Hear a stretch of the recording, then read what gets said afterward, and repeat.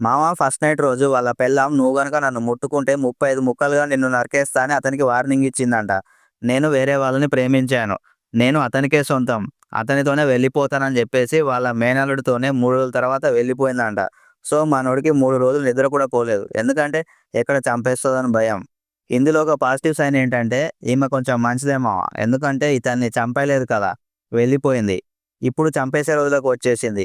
ఒకళ్ళ తర్వాత ఒకళ్ళు చంపుకుంటూనే వెళ్తున్నారు. కొద్దిగా గూడా భయం లేకుండా. కానీ ఇలాంటి వాళ్ళని ఏం జేయాలి మావ? మీరు కామెంట్ చేయండి. కానీ ఈ విషయంలో ఈమె కొద్దిగా మంచిదే మావ. ఎందుకంటే చంపేయలేదు కదా! వెళ్ళిపోయింది. కానీ వీడికి నేను బ్రతికితే చాలురా బాబు అనిపించింది. మేనల్లుడితో లేచిపోయిందంట 3 రోజుల తర్వాత.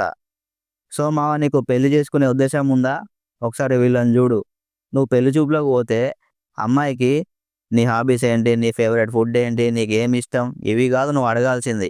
ముందు నీకు బాయ్ ఫ్రెండ్ ఉన్నాడా? అదే లవర్ ఉన్నాడా లేదా అని జెప్పి అడుగు. ఉంటే ఎట్లొచ్చినావో అట్లా సక్కగా వెళ్ళిపో.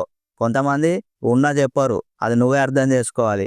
లేదని ప్రొసీడ్ అయినావనుకో నీకు గూడా ఒక స్టోరీ పడిపోతది మరి. జాగ్రత్త.